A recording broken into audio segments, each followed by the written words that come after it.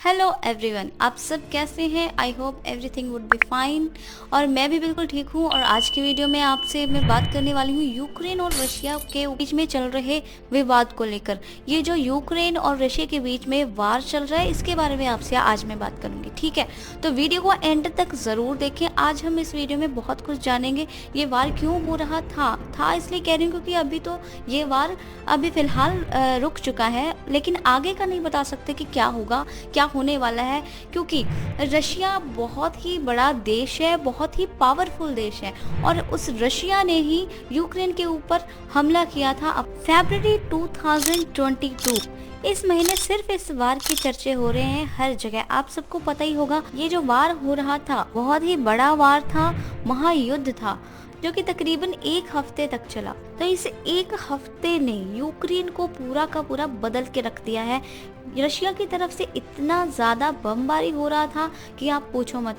इतने ज़्यादा ब्लास्ट हो रहे थे, जैसे आपने देखा होगा दिवाली में लगातार एक के बाद एक पटाखे चलते हैं, उसी तरह से रशिया यूक्रेन के ऊपर एक के बाद एक बम फोड़ रहा था। वो भी बहुत बड़ी बड़ी मिसाइलें, आसमान से, जल से, थल से, हर तरफ से रशिया यूक्रेन के ऊपर भारी पड़ गया था।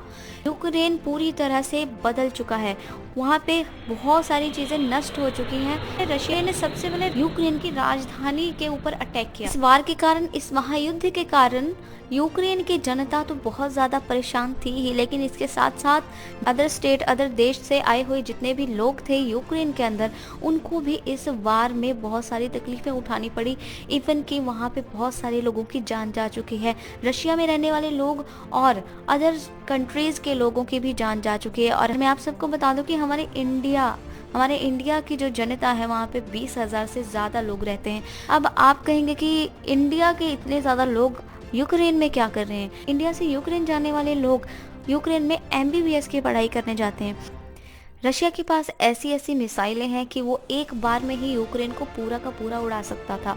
लेकिन फिलहाल युद्ध बंद कर दिया गया है, जिसकी वजह से मन को बहुत ही तसल्ली मिल रही है, और लोग भी बहुत सारी प्रार्थनाएं कर रहे थे कि रशिया और यूक्रेन के बीच का युद्ध बंद हो जाए। इंडिया की गवर्नमेंट अब तक 8,000 से ज्यादा स्टूडेंट्स को यूक्रेन से इंडिया ला चुकी है। तो बीच में खबर आई थी कि जहाँ जहाँ भी इंडियंस रह रहे हैं, वो अपने रेजिडेंस पे एक ऊंचा सा तिरंगा लगा लें, ताकि रशिया वालों को पता चल सके कि यहाँ पर इंडियंस लोग रह रहे हैं। इस तरह से रशिया वाले वहाँ पर बमबारी नहीं करेंगे। आखिर रशिया ने यूक्रेन के ऊपर इतना बड़ा हमला क्यों किया? रशिया यूक्रेन से ऐसा क्या चाहता है जो यूक्रेन ने रशिया को नहीं दिया? और ऐसी कौन सी बात रही होगी जो रशिया को ये कदम उठाने पड़े? तो आज की वीडियो में हम ये सारी बातों को डिस्कस करेंगे और जानते हैं कि इस युद्ध का कारण क्या था। ये कारण कोई आज या कल की बात का नहीं है। आज कल कोई बात हो गई तो चलो जी युद्ध कर लेते हैं। ये कारण बहुत ही पुराना है। इसका रीज़न जानने के लिए हमें कुछ साल पीछे जाना पड़ेगा, जैसे कि 1991। कहानी 1991 से शुरू होती है। जी हाँ दोस्तों, 1991 में USSR के टूटने के बाद ये 15 देशों में डिवाइड हुआ था। इन 15 देशों में रशिया और यूक्रेन भी शामिल था। अब USSR क्या है? USSR का फुल फॉर्म होता है union of Soviet socialist Republican. पहले हम इसे सोवियत संघ भी कहते थे। तो इस संघ की शुरुआत हुई थी। संघ मीन्स होता है ऑर्गेनाइजेशन। तो USSR एक ऑर्गेनाइजेशन है, और इसकी शुरुआत 1917 में रूस की क्रांति में ही हुई थी। 1917 में रूस के एक राजा थे, ठीक है? तो रूस के राजा को कहा जाता था जार। क्या कहते थे? जार कहते थे। और यहाँ रूस के राजा का नाम क्या था? Nicholas second. शायद आपने सुना भी होगा इनके बारे में। इनके समय में ऐसा हुआ कि एक क्रांति हुई, जिसके फलस्वरूप क्या हुआ? रूस ने एक संघ की स्थापना की। इस संघ का नाम क्या था? USSR। तो ये थी सोवियत संघ, और इसकी स्थापना ऑफिशियली कब हो चुकी थी? 1922 में बिल्कुल हो गई थी। और ये सबसे बड़ा देश बना, जिसमें कि टोटल 15 देश आते थे, और ये सारे 15 देश मिलकर एक विशाल खंड का निर्माण करते थे। इन 15 देशों में यूक्रेन भी शामिल था। तो 1991 में क्या हुआ था? सोवियत संघ था, ये टूट गया। ये ज़्यादा देर तक टिक नहीं पाया। जब सोवियत संघ टूटा तो इसमें जितने भी 15 देश थे, पहले तो मिलकर काम करते थे, लेकिन ये सोवियत संघ के टूटने के बाद, ये ऑर्गेनाइजेशन के टूटने के बाद, ये 15 देश बिखर गए। मतलब ये 15 देश अलग अलग हो गए। अब ये 15 देश एक दूसरे से कुछ भी पूछकर नहीं करते और सभी इंडिपेंडेंटली काम करने लगे। यूएसएसआर जब तक था ये बहुत बढ़िया काम कर रहे थे, लेकिन ये ज़्यादा देर तक टिक नहीं पाया। फिर 15 देश जब टूटे तो 15 देशों में से ये यूक्रेन और रूस भी उनमें ही आता है। ये 15 देश हैं Kazakhstan, Tajikistan, Kyrgyzstan, Turkmenistan, Uzbekistan, Georgia, Armenia, Azerbaijan, Estonia, Latvia, Moldova, Lithuania, Ukraine, Belarus और रूस। तो कह सकते हैं कि यूक्रेन पहले रूस का ही हिस्सा हुआ करता था। 1991 में ये रूस से अलग हो गया। ओके, तो 1991 से लेकर 2014 तक सब कुछ बिल्कुल ठीक चल रहा था और 2014 में जो यूक्रेन का प्रेसिडेंट बना वो रशिया का समर्थक था। मतलब वो रशिया के प्रेसिडेंट की हर एक बात मानता था। रशिया जैसे कहता था वो प्रेसिडेंट वैसे ही करता था। तो सबसे पहले रशिया, यूक्रेन ये सब कौन से संघ में थे? यूएसएसआर के संघ में। एक और संघ है जिसका नाम है नाटो, और इस नाटो संघ में बहुत सारे बड़े बड़े विशाल ताकतवर पावरफुल देश आते हैं, जैसे अमेरिका, फ्रांस, इटली, ये सारे नाटो में आते हैं। और रशिया के प्रेसिडेंट ने यूक्रेन के प्रेसिडेंट को कहा था कि तुम यूरोपियन संघ में कभी भी शामिल मत होना, यानी कि नाटो में कभी शामिल मत होना, उसके मेंबर मत बनना, क्योंकि वो हमारा दुश्मन है। क्योंकि अगर अमेरिका जैसे देश हमारे रूस के तरफ बढ़ने लग गए तो रूस का कुछ भी छोड़ेंगे नहीं, क्योंकि अमेरिका कभी नहीं चाहता कि उससे आगे कोई निकले, इसलिए उस तरफ बिल्कुल मत जाना। 2014 में जो यूक्रेन के प्रेसिडेंट थे उन्होंने रूस के प्रेसिडेंट की बात मानी, लेकिन बात यहाँ पर तब बदलती है जब यूक्रेन की जनता के बारे में बात की जाती है। यूक्रेन की जनता चाहती थी कि वो यूरोपियन संघ में शामिल हो जाए, लेकिन रूस ऐसा होने ना देता। रूस इसलिए मना करना चाहता था क्योंकि यूक्रेन उसका पड़ोसी देश था। ठीक है, आप समझने की कोशिश कीजिए कि पड़ोसी देश है अगर, और पड़ोसी देश अगर दुश्मनों के साथ जाकर मिल जाए। रूस का दुश्मन कौन है? अमेरिका वगैरह, नाटो वाले मेंबर्स। तो अगर वो नाटो में जाकर शामिल हो जाता है उसका पड़ोसी देश, तो रशिया को बहुत ज़्यादा खतरों का सामना करना पड़ सकता है। क्या पता बाकी देश यूक्रेन की हेल्प से रशिया को तोड़ने की कोशिश करें, क्योंकि रशिया एक बहुत पावरफुल देश है।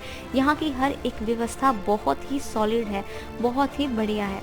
मगर 2014 के यूक्रेन के प्रेसिडेंट ने रूस की बात मानी तो यूक्रेन की जनता जो थी वो प्रेसिडेंट से नाराज़ हो गई और इसलिए यूक्रेन के प्रेसिडेंट यूक्रेन छोड़कर रशिया चले गए। अब इसके बाद यूक्रेन में दूसरी सरकार आती है जिसने यूक्रेन को यूरोपियन ऑर्गेनाइजेशन में मिलाने की बात को एक्सेप्ट कर लिया। अब रशिया के लिए ये बहुत ही नेगेटिव बात थी। रशिया ये सब बिल्कुल नहीं होने देता, तो रशिया ने नई सरकार को इस बात के लिए मना भी किया, लेकिन वो मानी नहीं।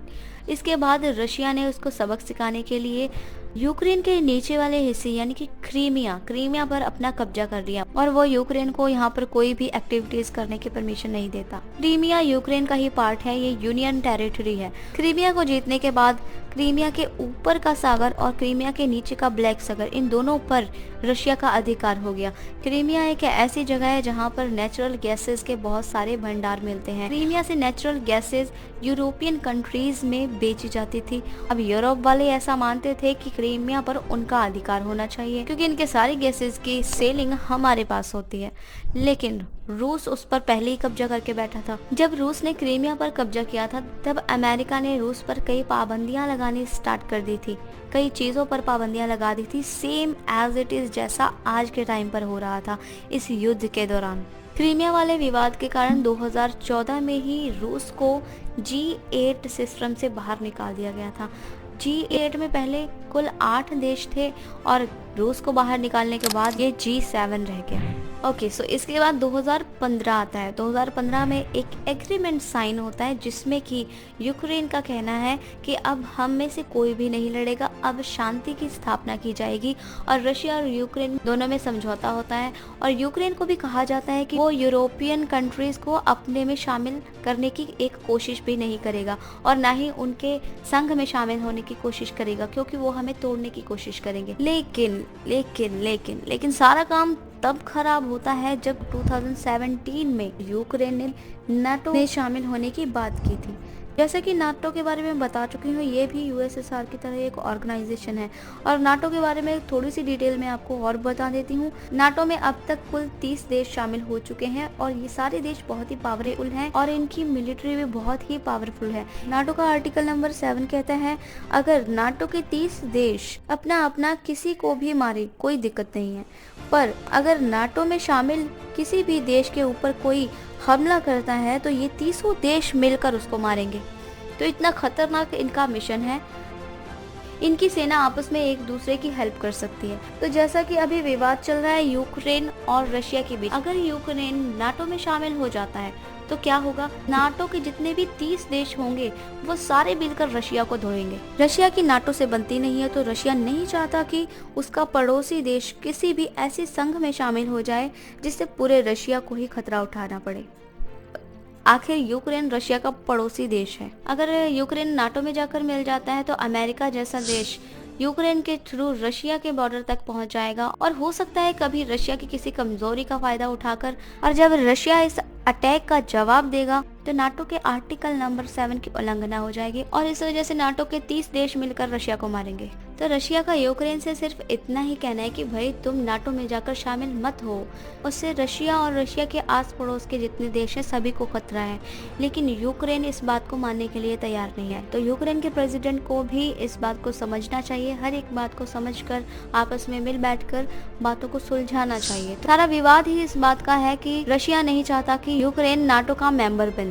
एक्चुअली में यूक्रेन की तो यहाँ पर कोई बात ही नहीं है, सारा किया धराया आई थिंक अमेरिका जैसे देश का है, जो कि अपना स्वार्थ पूरा करने के लिए रशिया और यूक्रेन को आपस में लड़ा रही है। अब आप भी बताइए, कोई भी देश हो अपनी राष्ट्रीय सुरक्षा का ध्यान तो रखेगा ही ना। जैसे रशिया को अपने राष्ट्रीय सुरक्षा की फिक्र है, जो जरूरी भी है। कहते हैं कि पड़ोसी सबसे बड़ा सुख दुख का साथी होता है। अगर पड़ोसी ही दुश्मन के साथ मिल जाए तो अपना तो नुकसान होना ही है, इसलिए पड़ोसियों के साथ संबंध अच्छे होने चाहिए। और अब हमारे ही पड़ोसी देश पाकिस्तान को देख लीजिए, मिलकर रहते तो सीन ही कुछ और होता ना।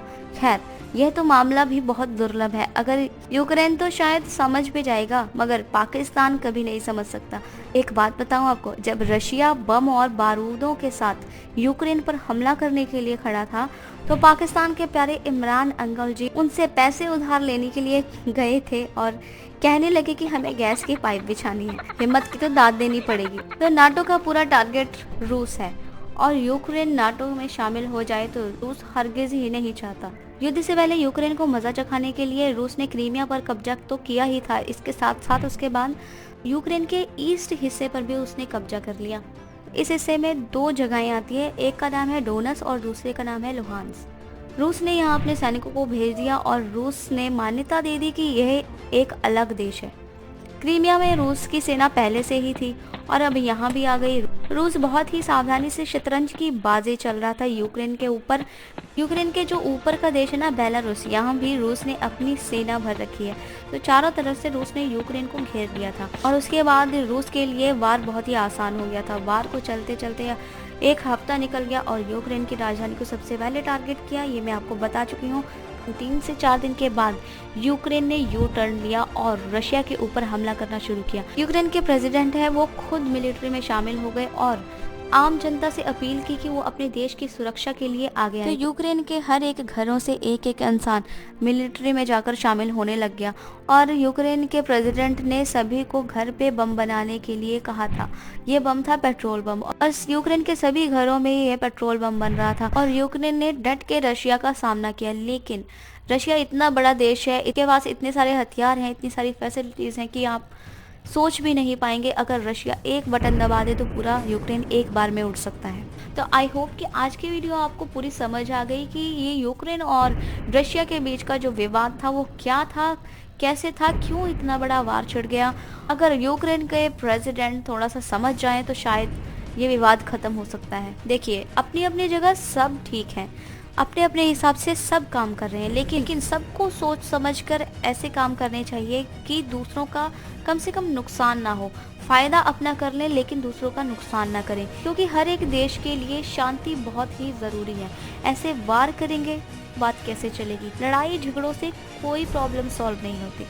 तो आप सब बताइए कमेंट में कि इस युद्ध के बारे में आपका क्या ख्याल है। क्या इनको लड़ाइयाँ ऐसे करनी चाहिए और क्या किसी को लड़ाइयाँ करवानी चाहिए? कोई भी गलत नहीं है और कोई भी सही नहीं है। आपका क्या राय है कमेंट बॉक्स में ज़रूर बताएं। तब तक के लिए टेक केयर। जय हिंद, जय भारत।